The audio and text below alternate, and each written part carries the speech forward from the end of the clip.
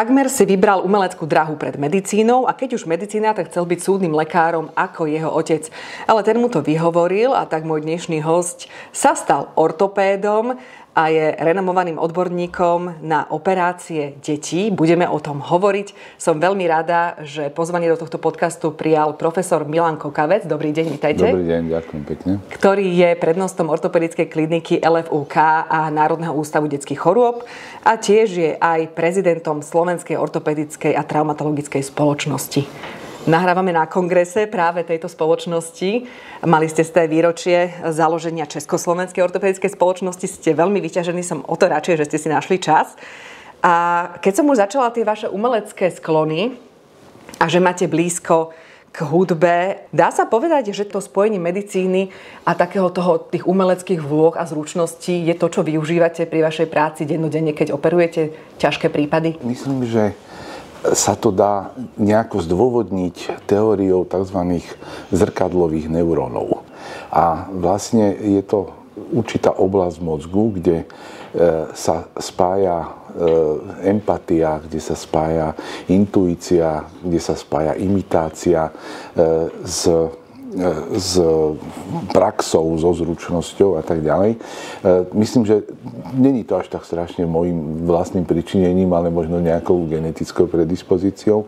Ale samozrejme človek potrebuje, okrem toho, že sa venuje tej medicíne naplno, potrebuje istým spôsobom trošku aj relax. A pri tom relaxe, keď sa to nejako spojí všetko dokopy, tak myslím, že je to celkom výhodná genetická predispozícia. Skromne ste to povedali, ale určite musíte byť aj veľmi zruční, keď robíte tie ťažké operácie. Zvyknete si na operačných sálach aj púšťať nejakú hudbu, ktorá je vám blízka, alebo to máte iba potom na ten čas práve toho relaxu? Hudbu sme si dokonca púšťali aj pre pacientov, to bolo dávnejšie, keď som pôsobil na prvej ortopedickej klinike na Hlbokej, vtedy bol prednosta profesor Makaj, ten dokonca púšťal hudbu priamo pacientom do sluchatiek, aby nepočuli, pokiaľ boli v spinálnej anestézii, aby nepočuli tie zvuky ortopedické, búchanie, kladiva, vrtačky a tak ďalej. Tak tam asi bol nejaký taký dobrý hard rock. Tá hudba, nie práve, že on púšťal vážne veci, Mozarta, Bacha a tak ďalej, ale my keď už máme po tej ťažkej fázi operácie, kde sa nejako pohybujeme okolo cieva, kde môžeme niečo pokaziť, tak vtedy mám rád na operačke, keď je kľud, čiže úplne sústredenie. Pokoj, úplne sústredenie, ale potom, keď už pokračujeme tie bežné veci, šitie a tak ďalej, tak veľmi radi si pustíme niečo také oddychové. Poďme k tým vážnym operáciám. Začali sme tak s ľahkosťou, ale tie operácie, ktoré robíte, sú naozaj náročné. Ide o deti a tie ortopedické operácie určite nie sú jednoduché. Narastá počet detí s nádormi pohybového aparátu. A ako teda vyzerá tá súčasnosť? Ako často sa s tým stretávate? A ktoré kosti sú najviac postihnuté u detí? Ide o nejaké dlhé kosti alebo skôr o kĺby? Ako to v praxi vyzerá? V praxi máme, samozrejme, často sa stretávame s benignými nádormi aparátu pohybového v kosti. To sú osteochondrómy. Rodičia sú často znepokojení tým, že si nahmatajú hrčku v oblasti kolena, či už nad kolenom alebo pod kolenom. Spravíme rentgen a je tam taký výrastok. Po väčšine sa jedná teda o benigný nádor, ktorý znesie aj odklad operačný. Ale to je asi ten lepší scenár. To je ten lepší scenár, ale pokiaľ je to naozaj typ maligného nádoru, tak tam treba vždycky na to myslieť, pokiaľ sú bolesti, prítomné bolesti, dokonca nočné, ktoré neutíchajú ani po podaní liekov a je tam opuch v tej oblasti, kde teda tá bolesť sa nachádza a je obmedzenie hybnosti v kĺbe. Najčastejšie to býva na spodnej časti stehnovej kosti alebo vrchnej časti predkolenia a tam sú lokalizované často osteosarkomy, čo sú tie maligné práve nádory kosti, alebo Ewingové sarkómy, ktoré sú aj nižšie v oblasti strednej časti tých dlhých kostí. Objavujú sa skôr u detí do 10 rokov, keď je to dieťa veľmi rastie, alebo je to skôr adolescentný vek?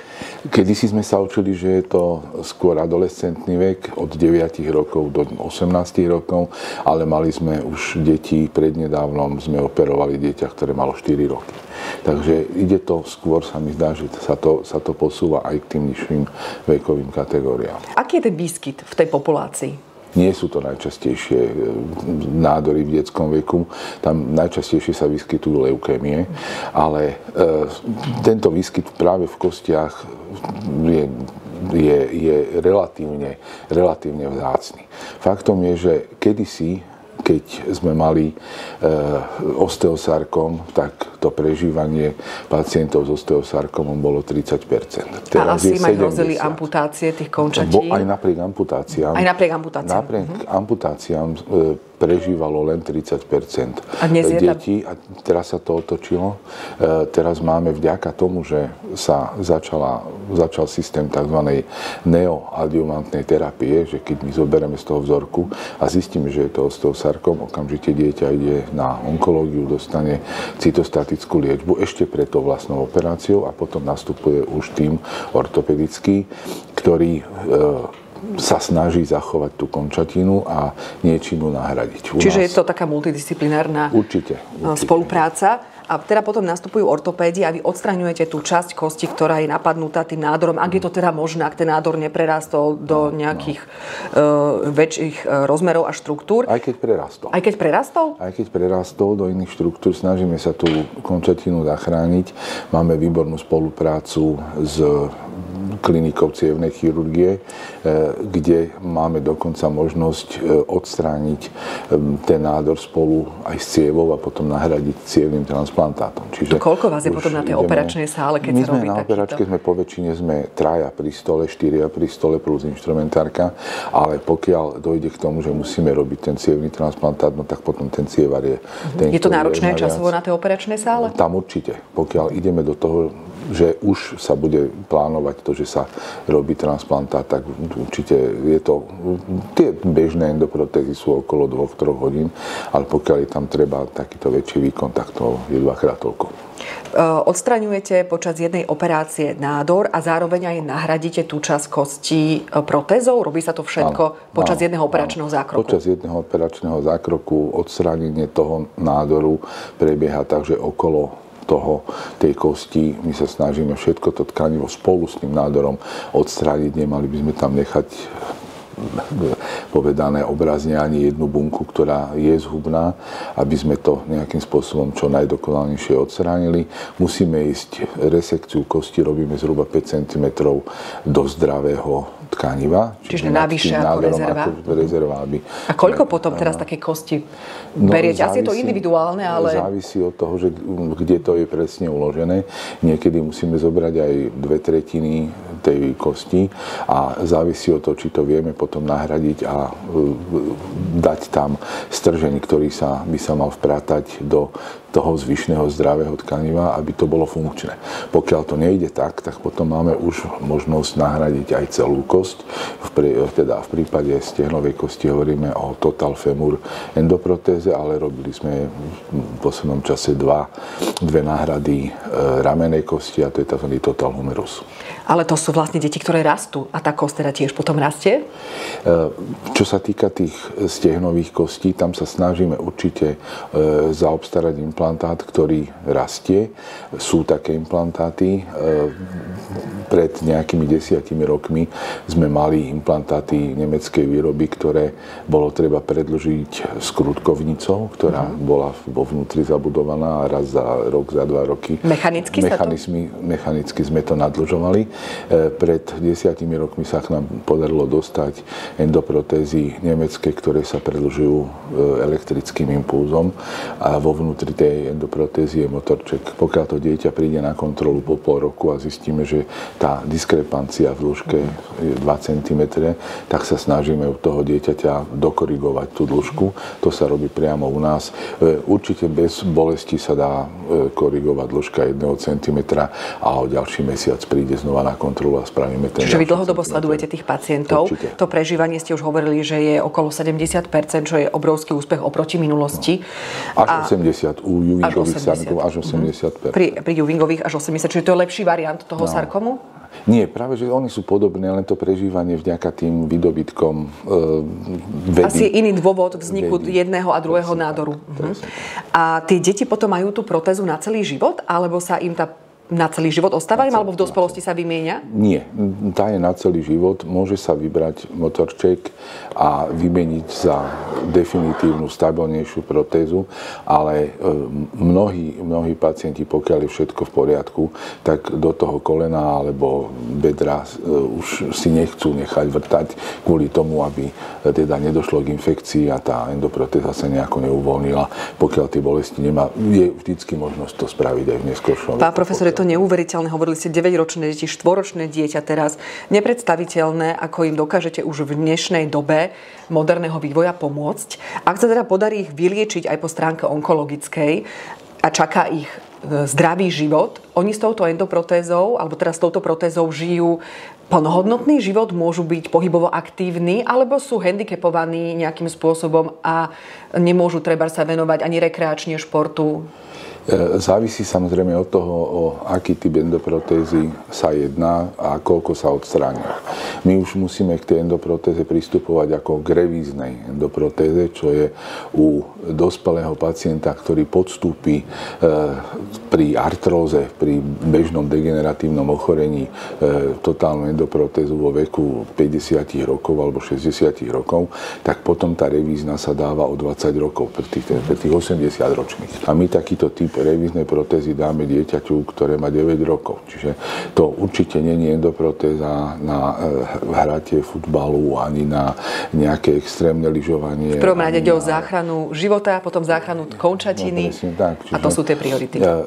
Tam už, keď by si zlomilo to dieťa kosť pod endoprotézou, pokiaľ by sa to nehojilo, tak tam už je jedna možnosť vymeniť celú tú kosť za titanový implantát. Čiže musí k tomu pristupovať už s určitou citlivosťou. Samozrejme. Robievate aj korekciu končatín. Tam to išlo tiež veľmi dopredu aj za posledných 10 rokov. Tak ako dnes predĺžujete kosti ľuďom, ktorí majú tento problém? Pri diskrepancii dĺžkovej končatín sa snažíme ísť zase krokmi, ktoré sú také najjemnejšie, minimálne invazívne. Pokiaľ je tam dĺžková diskrepancia 2-3 cm a dieťa má 9 rokov, my vieme zastaviť rastovú platničku na tej zdravej strane. A to je úplne to najdôležšie, podchytiť problém a zastaviť rastovú platničku na zdravej strane a tým pádom si to telo samo dokoriguje dĺžku. To je tam ideálny prípad. Ale sú diagnózy, kedy už vo veku 4-5 rokov je tam skrát 5 cm, 6 cm a tam už filozoficky už vieme dopredu, že budeme potrebovať predĺžovať asi na viackrát, aby nebol výsledný skrát 15 alebo 20 cm. Čiže už od veku tých 5 rokov, možno niekedy aj skôr, dávame vonkajšie fixátory, ktorými dokážeme predĺžiť jednak tú končatínu, korigovať uhlovú deformitu a dokonca Taylorov priestorový rám dokáže korigovať ešte aj rotačnú deformitu. Takže je to všetko postavené na princípe, ktorý vymyslel profesor Ilizarov v tom roku zhruba, keď som sa ja narodil. Okolo roku 1968 vyšli prvé články, ktoré velebili tento systém. Volali to distrakčná osteogenéza kostí a tým pádom sa otvorili v podstate vráta pre tento typ korekcie u všetkých pacientov. Koľko centimetrov sa dokáže až teda vo finále tá kosť predĺžiť? Niektorí udávajú 15 cm, 20 cm. Nevidel som.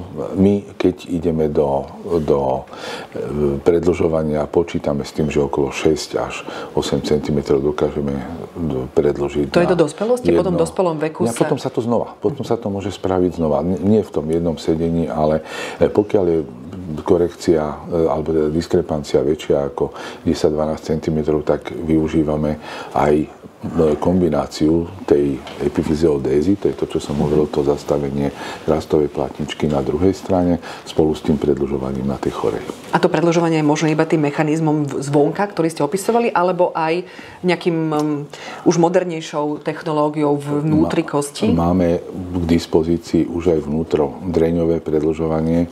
To je systémom magnetického vnútrodreňového klinca, ktorý na podobnom princípe tej distrakčnej osteogenézy sa naťahuje každý deň o ten kúštik. My spravíme to, že ten klinec zavedieme donútra, predtým ešte spravíme zlomeninu kosti. Tento klinec má v sebe systém súkolia a magnetu a každý deň ten pacient doma si prikladá taký magnetický veľký joystick k končatine do miesta, kde je magnet. A o koľko to predĺží tým jedným kontaktom? O milimeter predĺží denne. Môže sa to rozvrhnúť pol milimetra. Čiže môže si to rozvrhnúť počas dňa postupne, aby to necítil? Lebo inak je to bolestivé? Môže byť pri tom 1 mm niekedy býva nejaká jemná bolesť. Určite nejdeme viac jak 1 mm denne. Úžasný pokrok. To je. A okrem toho ten pacient nie je handicapovaný tým, že by to bolo na ňom vidieť. A my máme obrovskú výhodu v tom, že tam nie je riziko nejakej infekcie. Čo v prípade toho ilizarovského rámu, alebo dokonca aj tých moderných distraktorov, ktoré sú unilaterálne. To znamená, nie je to rámová, taká obluda cirkulárna, ale je to len na jednej strane. Ale u niekoho asi nie je možné voliť práve túto metódu, toho asi volíte tú rámovú, tú staršiu. Tá staršia je výhodnejšia pokiaľ chceme robiť aj tú torznú deformitu. Ten unilaterálny dávame skôr na stehnovú kosť, máme už aj ten k dispozícii. Pán profesor, približne 100 detí ročne sa narodí s tzv. Konskou nohou, alebo teda vykrútenými chodidlami, čo maminice asi teraz desia, keď sa niečo také udeje. A vy ste naozaj v tomto odborníkom, ktorý ovláda Ponsetiho metódu naprávania týchto nožičiek neinvazívnou formou. V čom spočíva? Snažíme sa o to, aby sme sa vyhli tomu operatívnemu riešeniu tejto deformity. Ja som sa s profesorom Ponsetím osobne poznal. Obdivovali sme jeho metódu, ktorá spočíva v opakovanom redresnom sádrovaní. To znamená, on postupne tým, že reponuje členkovú kosť dovnútra pod tú vidlicu členkovú, tak vlastne koriguje celú deformitu.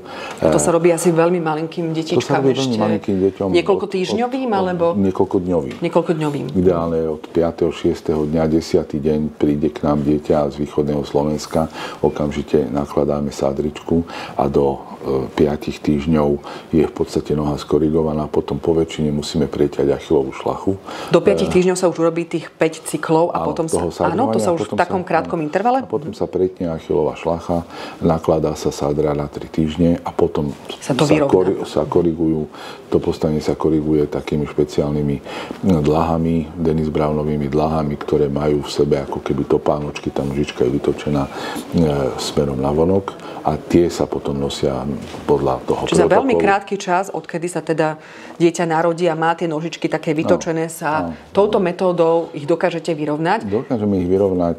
My sme tú metódu k nám dostali v roku 2007. Mali sme tu 20 zahraničných profesorov a odvtedy tí účastníci, ktorí sa toho kurzu zúčastnili, to praktizujú a majú veľmi dobré výsledky. Napriek tomu sú maminy, ktoré chodia s deťmi do Viedne a ďalej od Slovenska, akoby teda naši odborníci to neovládali. Práve na túto tému sme diskutovali včera s profesorom Edelmanom z Haify, z Izraela a aj s prednostkou kliniky v Špajzingu vo Viedni a Izraelčania nepotrebujú žiadny certifikát na to, aby tú metódu nejakým spôsobom realizovali. Proste ju vykonávajú ako hociakú inú? Samozrejme, môžu, všetci sú radi, že tie deti sú liečené a žiadny certifikát nejako není potrebný na to, aby sa tá metóda vykonávala. Faktom je,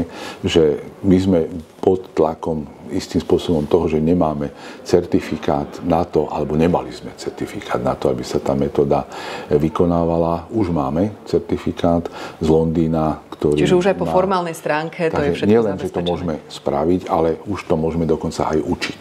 A to strašne chcem, aby sme my mohli samozrejme v spolupráci aj s inými krajinami spraviť opakovane kurzy na to, aby sa to na Slovensku zrealizovala práve táto metóda, ktorú ja považujem za excelentnú, je v celej Európe bežne zaužívaná a není dôvod, aby sme my posielali deti na operačnú intervenciu kvôli tomu, že sa na Slovensku tá metóda nerobí. Bolo 100 rokov od založenia Československej ortopedickej spoločnosti. Keď sa na to pozriete ako ortoped, ako sa zmenila nielen teda tá liečba, lebo to šlo určite raketovo dopredu, ale tie problémy tých detí, tie ortopedické, z generácie na generáciu. V minulosti to boli napríklad viac deformité chrbtice, alebo veľmi sa dbalo na vývoj jadierok detí po narodení. Dnes už to nie je problematika, ktorou sa odborníci tak veľmi zaoberajú. Že čo sú také tie najväčšie možno zmeny za tých 100 rokov? No, čo ste spomenuli, tie jadierka, to je jedna z tých veľkých zmien. Kedysi sme robili screening bedrových kĺbov kvôli tomu, že sme hovorili, že na Slovensku je strašne veľa detí postihnutých takzvanou vrodenou luxáciou, vrodeným vyklbením bedrových kĺbov. Faktom je, že robili sme preventívne široké balenie, dávali sa poštolkové nohavičky.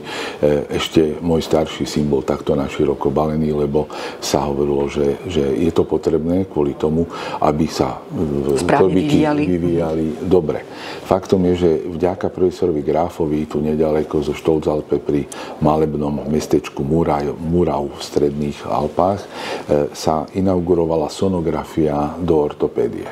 Dovtedy sonografia bola tabu pre ortopédov, lebo ten sonografická vlna neprechádza kosťou, ale je tam iba odraz tej kosti, ale Reinhard Graf popísal štruktúry sonografické, ktoré sa v tom kĺbe nachádzajú a definoval svoje 4 typy a aj metódu liečbu k jednotlivým tým svojim typom postihnutia. A vďaka tomu sa už nemusia všetky deti viazať na široko, lebo sa robí sono? Hneď sono sa robí hneď v prvých týždňoch. Ešte v pôrodnici? Áno, niekde v pôrodnici, niekde sa robí sono do 4 až 6 týždňov by malo byť prvé sono určite hotové, aby sme zachytili tie kĺby, ktoré sú dislokované. A tie rýchlo zreponovali, čiže aby sme mali to dieťa vyliečené do 2-3 mesiacov veku. Teraz sa jadierka neposudzujú na sonografii. Niektoré deti majú jadierka prítomné vo veku 2 týždňov, 3 týždňov po narodení a sú deti, ktoré nemajú ani v 6 mesiacoch, ale je to vec endokrinologická, nie je ortopedická. Pán profesor, aké sú trendy v ortopédii a teda konkrétne v detskej ortopédii? Tie sú podobné podobné ako v dospelej ortopédii. Čo sa týka tých operačných techník, čo najviac mini-invazívnych metód, aby sme tie kĺby nemuseli otvárať, takže robíme artroskopické vyšetrenia, artroskopické operácie. Už teraz dokonca nanoskopické, to je ešte menšia kanila, ktorá sa zavádza do toho kolena ako artroskop. Robíme všetky zlomeniny, ktoré sa snažíme fixovať rezorbovateľnými materiálmi, aby to dieťa nebolo znova uvádzané do anestézy, keď sa vyberá osteosyntetický materiál.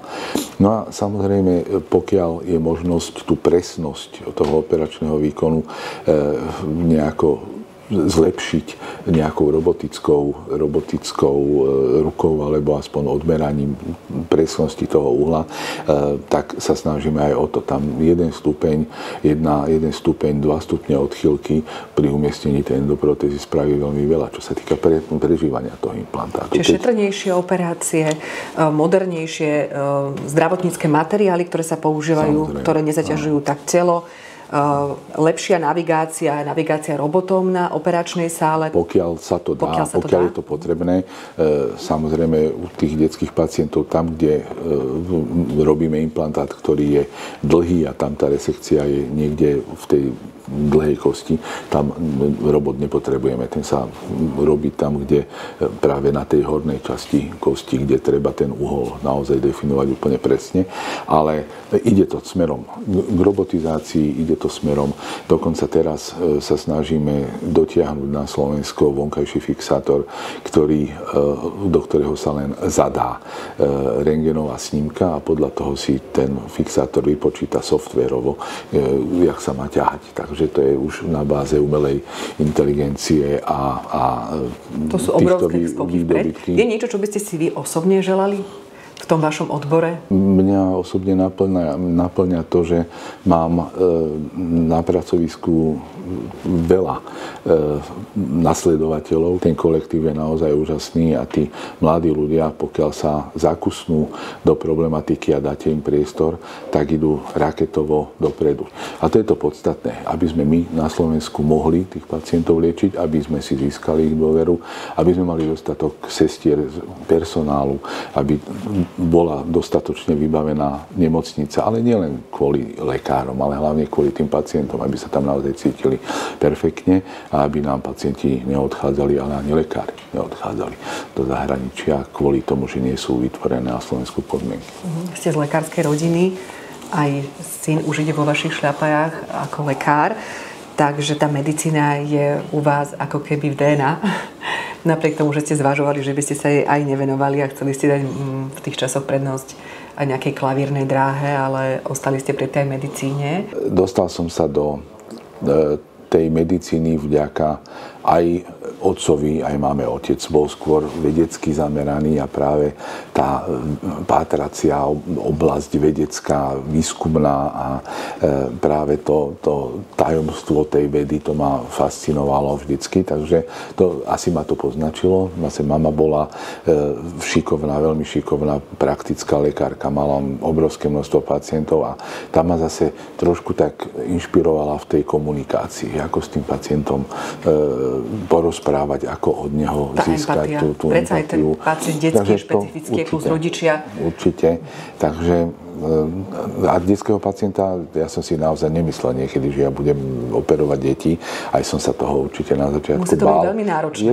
Je rešpekt k tomu pacientovi, určite, lebo dieťa vám nevie povedať, čo ho boli, ako ho boli. Človek inak vníma dospelého ako dieťa, aj keď je rodič. Navyše je tam aj tá emócia. No ale celý ten vývoj môj bol taký, keď mi otec raz povedal, že pozri sa, nechoď na tú umeleckú dráhu, skús medicínu, pokiaľ by ti tá medicína náhodou nešla alebo krachneš, no tak potom máš vždycky možnosť ísť tým umeleckým smerom, ale keď sa raz dostaneš už do toho umeleckého sveta, tak už na tú medicínu nepôjdeš, tak skús to.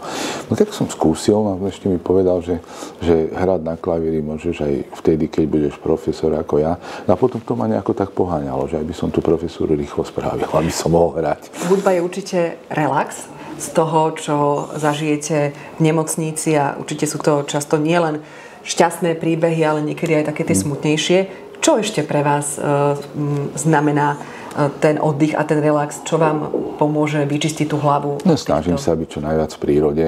Ja, keď som aj v lese hodinu alebo 2 hodiny, ja cítim strašnú energiu, ktorú mi poskytujú stromy, čerstvý vzduch, zurčiaci potôčik. Proste všetko to, čo človek môže v tej prírode zažiť.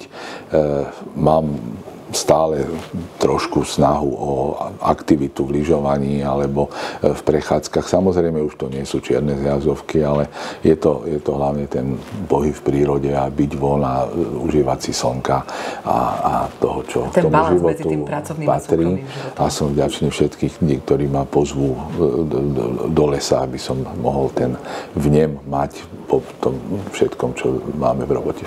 Nech vám ešte vydrží tento entuziazmus a aj zdravie a dodatočne všetko najlepšie k vášmu jubileu. Ďakujem. Som veľmi rada, že ste prijali pozvanie do tohto podcastu. Hosťom bol profesor Milan Kokavec. Ďakujem pekne. A ja ďakujem.